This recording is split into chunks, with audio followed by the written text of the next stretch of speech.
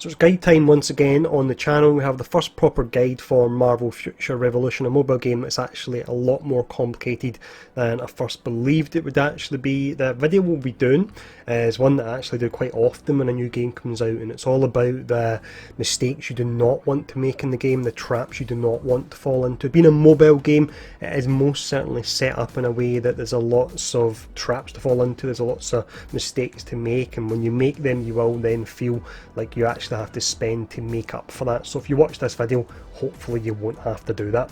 Now, as always, if the video is actually helpful, take the time to hit the like, share and subscribe button. But let's dive in and let's run over the mistakes you do not want to make. We'll start off here with what would be a pretty simple but a very costly mistake, and that's in regards to the character you log into for the first time after reset each day. Make sure you log on with your main character. The reason being, 90% of the drops can be shared between all your characters. However, you have your costume drops. You can see this here.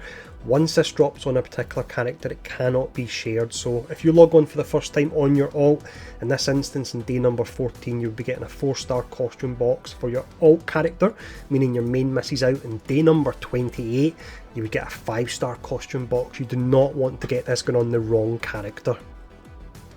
The next mistake you do not want to make, and this can set you back a fair bit, is in regards to your costumes, combining them. So when the costumes are dropping, you'll see in 9 times out of 10 they'll actually drop as 1-star drops, and what you need to do is combine them and then they'll rank up to the next star rating. Now you'll choose the particular costume type that you actually want to upgrade. So if we click on this one here, we can see, for example, it will upgrade the Wind Rider set. If we click on this one here, which is a regional costume, very important and very strong, this will upgrade the Lightning Cloud class skill, so that actually upgrades 2 class trees.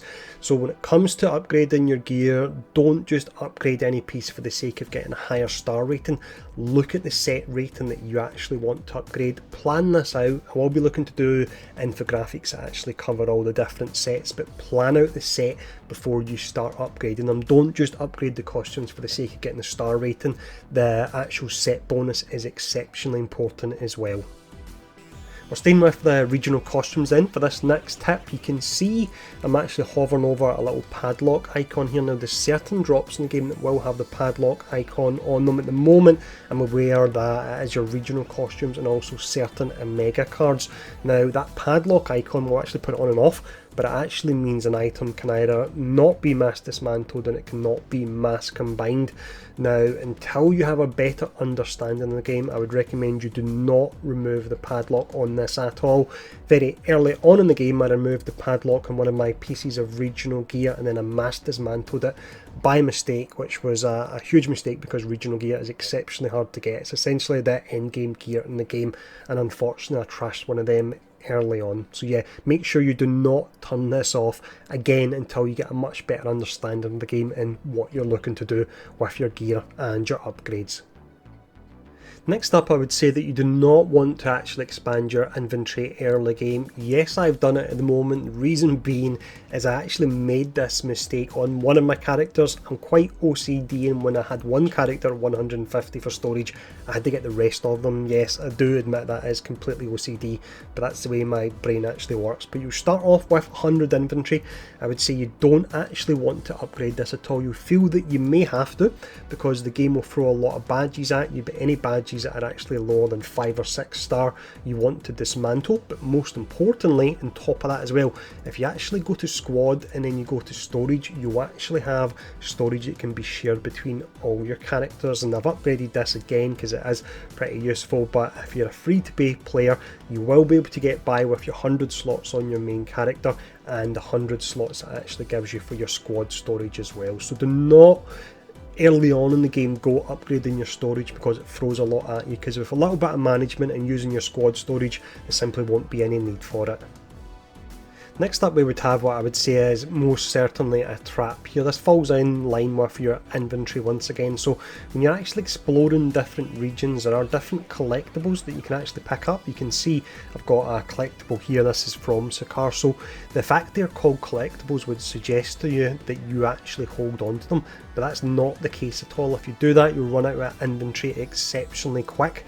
What you want to do with your collectibles, as soon as you get them, as soon as your inventory starts running a bit low, you go to this machine here in your headquarters, you'll click on extract, and then we'll actually select all of these.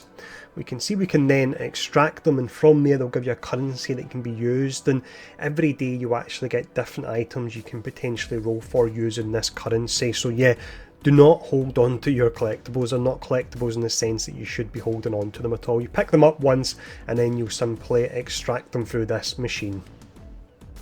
The next mistake you do not want to make here is in regards to something called Omega cards. We haven't really touched on these. I will do a separate video on them, but a huge amount of your character power actually comes from these cards, and similar to the costume boxes we talked about earlier on, you want to make sure when you're claiming any Omega card boxes you actually claim them on your main character. And the reason for that is when you open them on a specific character, the ones that are higher rated will actually have an exclusive stat exclusive to the character that they are opened on. That cannot be changed at all at the moment, and that will always be there. So you can share your Omega cards with other characters, but they'll always have that one exclusive stat. In this instance you can see it's Iron Man and it's air to surface damage that he's actually offering there. If I was to, for example, put this card into stash, transfer it to Storm, it would still have the exclusive stat for Iron Man. So make sure you do not open these on your alt characters. You want to always open them and always transfer them to your main character first.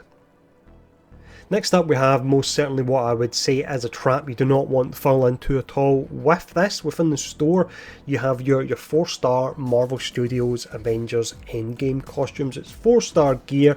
You'll see this, it does look pretty nice. You'll think it's 4-star gear that's going to give me a fair power increase. Now it does give you a fair power increase in the short term, however in the long term it's simply not worthwhile buying these, as they'll be used for fodder to actually upgrade your regional gear. This doesn't apply if you're a whale. If you're a whale, go ahead and buy this if you want and help fund the game, but if you're an average player, if you look at this gear here, you can see the set bonus. It's boosting Unibeam, which is nice, but the 4 set bonus on it is that it's boosting your basic attack. Now this doesn't come close at all to the regional sets you actually get. So a free set you can get in game, yes, it'll take you a fair amount of time, but a free set you can get in game will be better than this set, which if I was to purchase it would actually cost me a whopping £44. So yeah, I would recommend you do not buy this set at all. So we'll actually stay within the store here for the next tip about something you do not want to do. So it's in regards to your currency you use in the game. You can buy this or you can earn it pretty slowly for free.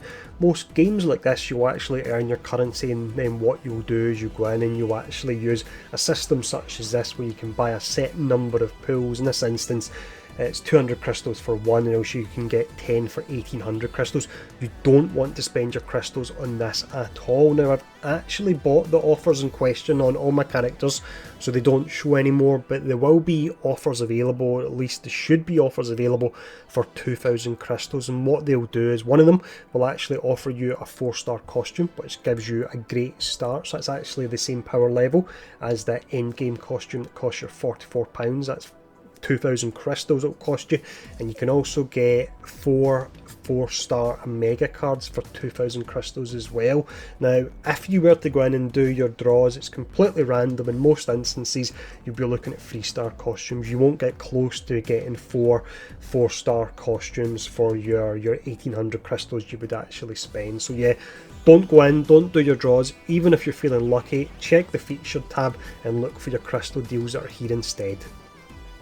The next mistake we have is again one that I actually made myself when I was playing through the game in the story mode. Occasionally I would get a party invite that would pop up on screen. I would actually ignore it, thinking that the party invite would be intrusive in some way, it would actually interfere with my play, but that's not the case at all. So when you're actually invited to a party, or if you invite players to your party, we'll actually do it here to show off, but when you actually do this, what happens when you're in that specific region, you will share kills. Even if you don't attack a particular target, if someone in your party actually does, you will get credit for it, and it makes the missions go so much quicker when you do this. So if you get any party invites coming your way, don't be antisocial, accept them, and then you can leave at any point later on, but it will get you through the story missions so much quicker. The next mistake you most definitely don't want to do, this will cost you a ton of gold if you do, is actually upgrade abilities you won't be using. To max out an ability will cost you in total around about 900,000 gold, which is a whopping amount.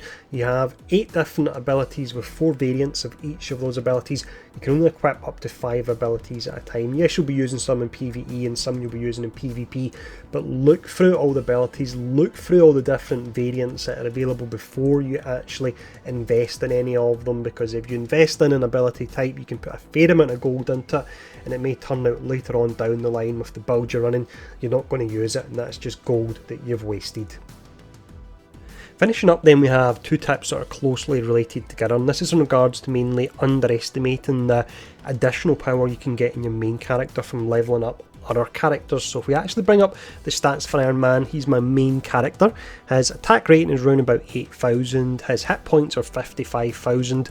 If we go into details here, you can actually see your title and your squad power. Now this is what you get from leveling your entire roster. So if we look at title here, it's close to 1,000 extra attack damage, close to 7,500 hit points we get. Via squad power, we get close to 500 attack damage and then 4,500 hit points we're actually gaining. So that's a huge buff you can get on your main character just from leveling your alt characters. Do not underestimate that at all. When it comes to leveling those characters, because you'll have a decent amount of bonuses, you should have decent mega cards from your main character that you can switch over to your alts. I would say you don't want to spend on your alt characters at all. Most of the other characters in the game I've got around about level 50 or 60, and I've not invested in them at all because you simply don't need to, because they're gaining bonuses via other means that allow them to plough through the content, allow you to increase your squad power, increase your titles, and make your main character even more powerful. So that's everything you don't want to do in the game, and that's all the traps you want to avoid. If the video has been helpful, as always, do let me know in the comments below, and hit the share button, hit the subscribe button as well. If you've got any tips yourself, then leave them in the comments below. These tips are specifically about things you don't want to do. Later on I will be doing videos more on your top 10 tips for beginners and so on, but this is everything you don't want to do, hopefully being covered. But yeah, as always, if the video's been helpful, take time to hit that subscribe button, and thanks for tuning in, stay safe, and I'll see you all again soon.